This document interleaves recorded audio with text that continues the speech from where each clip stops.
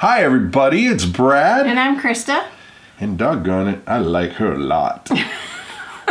And we are here talking money, guys. Budgeting, gone wrong. What do you do when you have more month than money? So here we go.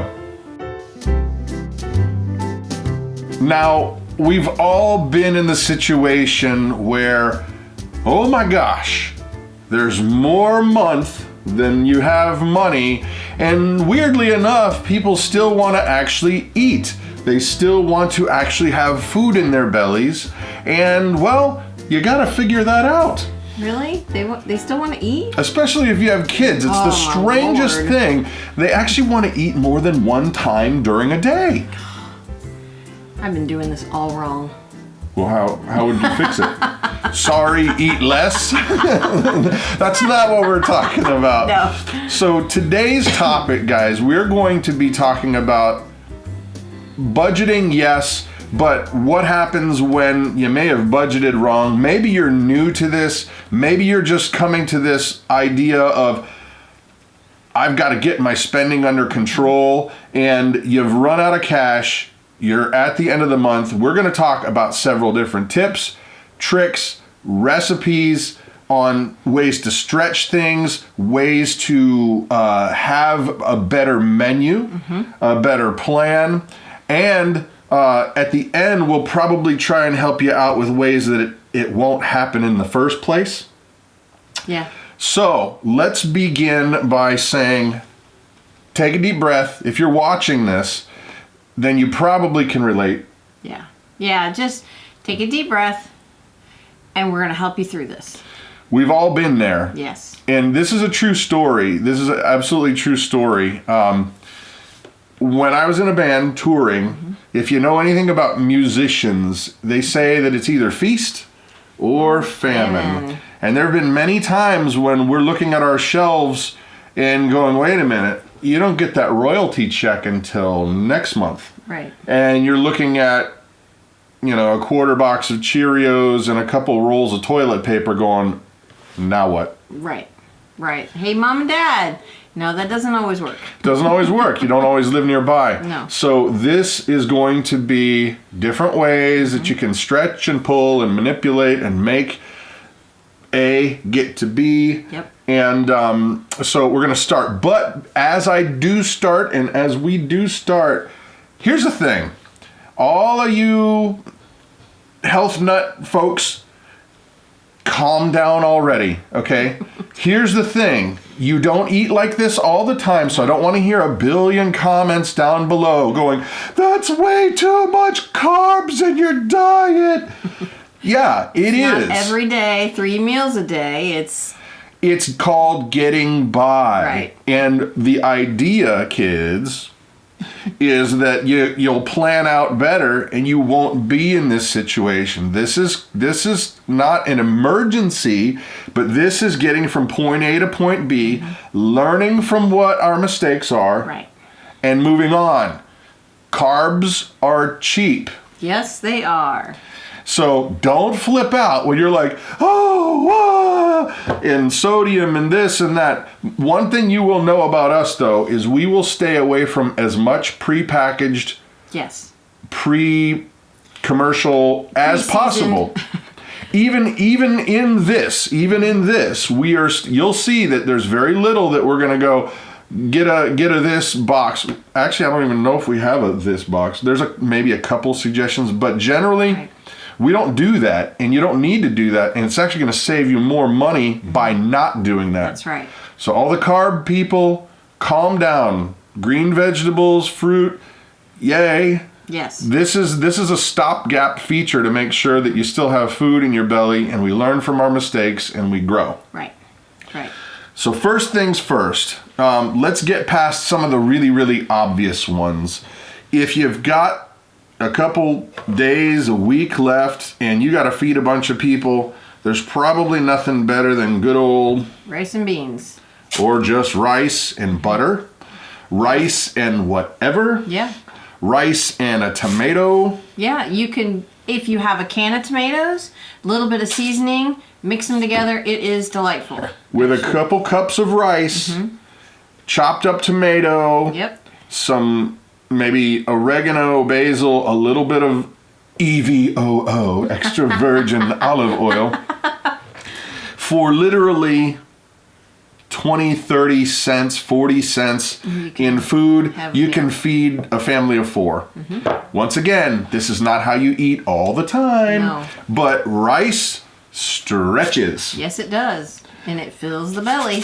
And not only that, but you can, with rice, you can do, what do you call that when you take, it's not leftovers anymore. You've renamed it. They're called makeovers. Oh. You can take some plain white rice and make a big batch of it and have it one night with something else, and then set aside another bit and have it with another meal. Mix it with some chicken or sausage and tomatoes. Ooh, that's really good. We've had that before. Sausage and tomatoes. And actually, last night, we made a German dish. And for us, it didn't cost a lot of money just because we have a cow. And keep in mind, I need to say that, we do a lot of homesteading, we do a lot of preparedness, but we're not going to like say, well, you have no money outlay for milk. We're bypassing that, but we will let you know how we did it, but we're also keeping in mind how if you don't have a cow, Right. so that it's not like, well, I can't do that. I'd have to spend $10 in milk. No. So, yeah. but we're keeping that in mind for you. So, but last night we had a creamy Hunter's sauce over spatzel. And if you know what spatzel is, it's like a little egg dumpling. Right. It's a German thing. It's egg and flour and some seasoning. And I don't have one of the spatzel makers and wasn't going to spend $30 on it. I just happen to have a food mill. You could even use a strainer. Or a spoon. You and could a fork. Yeah, you could. And you just drop it into boiling water and it's done in seconds. And it costs you an egg and some flour. That's and it. then you can spice it if you want. Exactly. But then if you have the sauce, you don't really have to season it. You know, the Hunter's sauce was delightful. And we had some leftover ham. So that came from another meal. That came from another meal. We had that 1 pound of ham we put into 2 meals. So we had half a pound for a ham and au gratin potatoes the other day, and then last night was the creamy Hunter sauce. And there was still enough of the sauce left where if we wanted to, we could just thin it out with a little more milk. We could probably add just a little bit more salt, a little more spice, and then add it to rice. a couple cups of rice. And while that's real starchy, it's going to fill your belly. We're going to learn from our mistakes, and we're going to do better at budgeting next month. Exactly. Rice. This is one of the most obvious ones, guys. It's cheap, cooks up, and you know what? I don't know any kids who won't eat rice. Oh, our Do you, kids Nettie? love it. Our kids, they get excited when we make rice. They love it. And sometimes when we were younger, we'd buy the rice-a-roni boxes. Not anymore. No way. Not anymore. We don't buy that anymore. We make our own rice-a-roni. And we take the rice, we saute some onion and put the rice in there and then cook it with some chicken broth. Instead of water. Yeah, because the chicken broth just gives it some really great flavor. And then a little bit of seasoning, and it's so delicious. It's like a homemade rice-a-roni, but it's not bad for you. Right. And they're gobble, and it costs us nothing. Right. Well, very little. Right. So, but I would like to pause right there and talk about broth. We try very hard not to buy boxed up stuff, but until recently, we were buying this stuff here. And this was the only broth we could find that didn't have MSG in it. Right. And was organic. Granted, you pay a premium for that. And this was $4? I think so. Yeah. I don't know where in the world you are, but this is $4 for 32 ounces. Now, $4, maybe 5, 6, 10 cents. Yep. We have... even if you don't raise your own chickens, you buy a whole chicken, you use the meat off that chicken, and then you freeze the carcass. Save the bones and the carcass, throw it in the freezer. When you have 3 or 4 of those, even if you don't buy a whole chicken, okay? Say you buy thighs and you save the bones. You use legs, save those bones, put them in a freezer bag. Then you make up a batch of broth, and if you don't have a pressure canner, you can freeze it. Yep. You can put it in a mason jar. Obviously, don't fill it all the way up because the expansion will make the glass crack. Well, canning is a whole different skill that you need to learn. Right, but you can still make your own broth and freeze it. And in all honesty, we're talking, no lie, like 10 cents as opposed to $3 or $4, in this case $4. And I am figuring in the electricity, guys. Yeah. I am, because all you got here is water. You've got your bone, whatever it is, if it's, beef or if it's chicken or whatever it is, and then you got some salt and pepper. Maybe you threw in a little celery, maybe you threw in some carrots, whatever floats your boat. But this, combined with some tomato, makes a delicious dish. Yep. And pennies. Pennies. Now, and here's another thing. Think of all the utility ways you can use chicken broth, beef broth, vegetable broth. You can use some eggs and make some noodles. You can make soups. One of the here's another one. One of our favorites when it gets cooler outside. And this one for this list is maybe a little bit on the high side, just for this list. But tortilla soup. Yeah. And basically what you have is you have a can of corn, can of tomatoes, and a can of black beans. Black beans. It doesn't have, they don't have to be black beans, any kind of. And you everything goes in and you spice it however you want. Latino, however you want to. Cumin, sazon, chili powder. Yeah, exactly. Just a little bit of seasoning and it's done. It costs you $1.50 for all 3 of those cans. Yeah, and you can feed a family of 4 like that. Give them some side, give them a side of rice, for crying out loud. Exactly. You could add rice to it and make it stretch farther. Exactly. Cooked rice. Right. Yeah. Now, let's talk a little bit about, we are going to get to some other solutions that I think you guys are going to be blown away with. And some outside of the box thinking. We're trying to hit the obvious basic stuff now. Oatmeal. For breakfasts, guys. Plain oatmeal is hard to beat. Yeah. This was less than $2. Right. No, well, yeah. You can season it any way you want.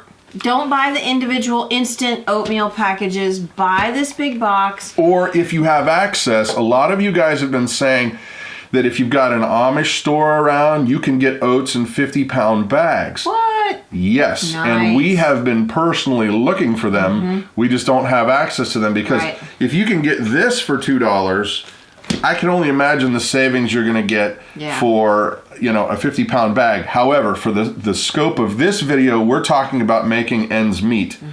So if oatmeal's one of those things that a lot of people buy it and it sits on the shelf and you don't really think about it because it's not exactly the, it's not like, oh, let's have oatmeal today. It's that other thing, it's like, we'll have oatmeal. We're talking about making ends meet. We're talking about making ends meet, guys. We're not going, I think we should have Eggs Benedict, Buffy.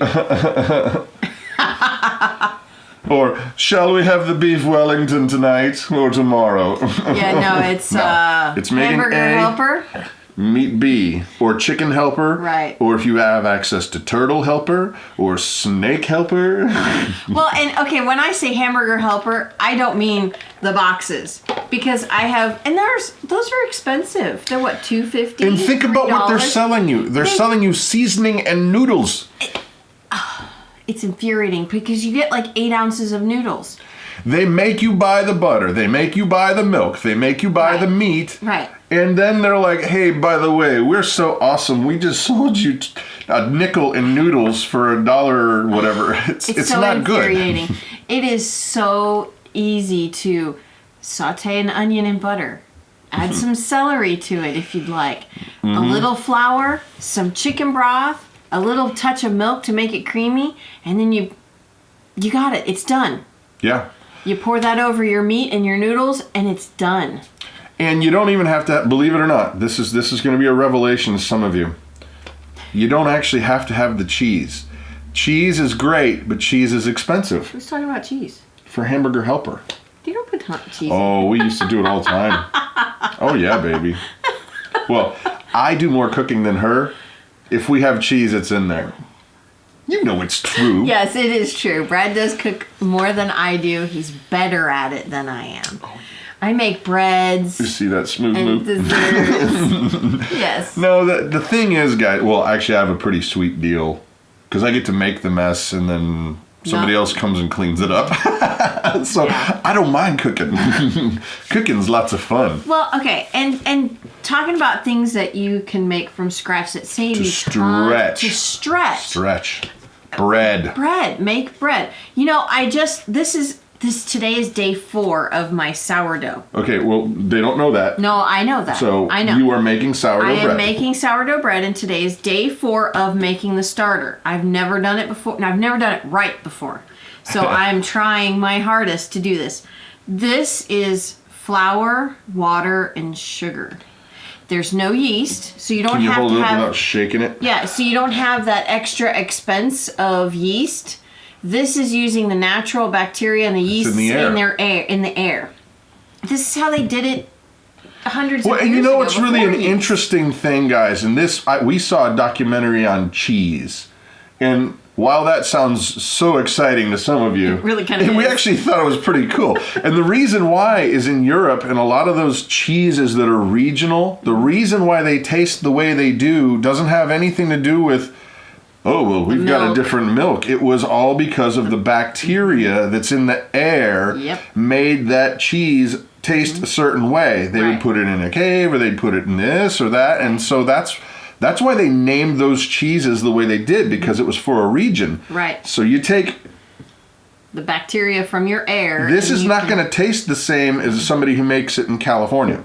No. There's a thing in San Francisco. They have the San Francisco sourdough bread. Yep. If you took starter from San Francisco, if you found a bakery that had starter that they were selling or giving away, and then you took it home to Kentucky, it won't taste the same. Won't do it. Point is, to stretch, to get from point A to point B, breads are huge. Yep. You can take...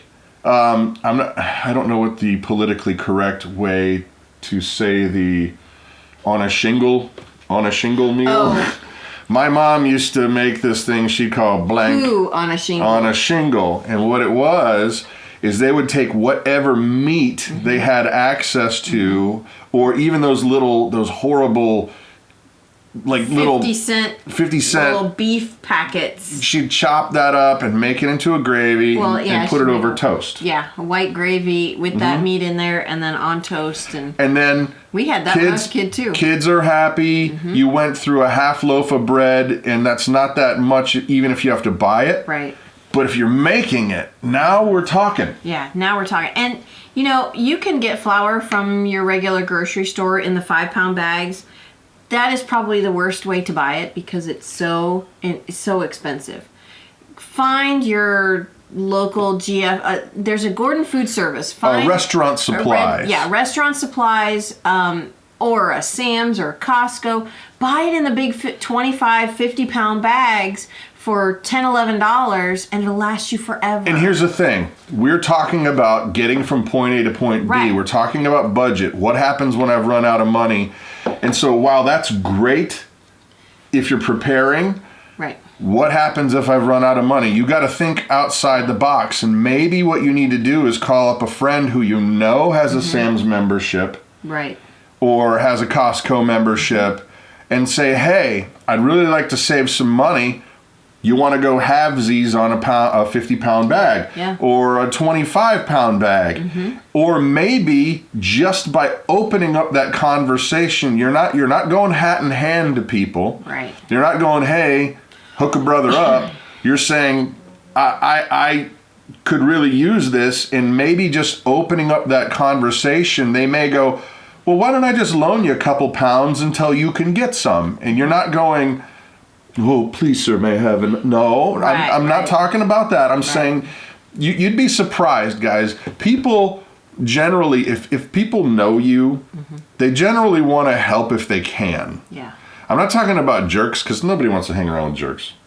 No. But if you're genuinely calling somebody and saying, hey, there's this great deal. I know you have a Sam's Club membership. Is there any way you might be interested in splitting or going thirds or whatever? And you'd be surprised. A lot of people will be willing to help you out. Yeah, definitely. So other basic things to stretch. Beans. Usually you have some beans in a can or in a bag, and you can stretch beans, broth. You know, once again, carb people, don't freak out. This is not normal everyday eating. Right. But a bag of beans like this that is 1 pound, when you soak these guys and you get them ready to use, they expand. Makes a lot of beans. And that bag of beans was $1.30. Yeah. Now, think of all the creative ways that you could go, well, I got this bag of dried beans here, a little onion, maybe some butter, maybe a little hot sauce, and you got a delicious side. Well, and you could put it with some rice. Yes, and once again, the carb people, just calm down. Okay. This is not normal eating. This is getting through eating. And all of these tips, they're going to stretch. They're going to stretch, and you can reuse stuff and repurpose. Makeover. Remake. Ooh, sorry. Didn't mean to be boring. No, Okay. Before we finish up this, we're going to split this video into 2 parts because there's a lot, and I want to get to the second part because it's the outside of the box thinking part. Right. But before we do, let's grab that thing of onions, Mama. When you have food that is on the edge, getting ready to go bad or whatever, store it. Dehydrate it. Dehydrate it. And you're going to have to probably pick that up, the food saver. We have a dehydrator to dehydrate our food, but then we also will vacuum seal it. See? Now, we love our food saver. Love our food saver because it saves a lot of money, saves a lot of food. And this gadget, you got to show them. So worth the $10. I gotta It makes it so you can take mason jars and vacuum seal mason jars. Smallmouth, largemouth. These are red onions, guys. Yeah. And we got them on sale. These did not come out of our garden. We are actually getting ready to harvest our red onions today, I think. Yeah. But, oh man, how much was this? This was a lot. We got a 10-pound bag of red onions, and it was $1. $1. $1. Because they said it was old. We cut off all the parts that were sketchy. Well, no, there was no sketchy parts. They had just a little. There was a couple of them had started to sprout green. You know, the green stem. Who cares? You cut that off. We sliced it. I sliced this in a food processor. Burned my eyes like nobody's business. Do it outside if you can. Well, and then I dehydrated it outside.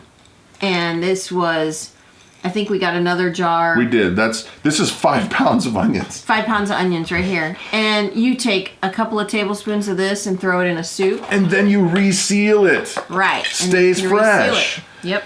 So I know this is one of those preventive maintenance things, but I gotta share this gadget with you because we love it and use it all the time. Fantastic. And this is a way that you can stretch that dollar. You can make it to the end of the month. Yep. Let's just say, and by the way, do not think that you can just dehydrate meats or dairy or anything like that and stick it on the shelf. It will still rot. Yeah.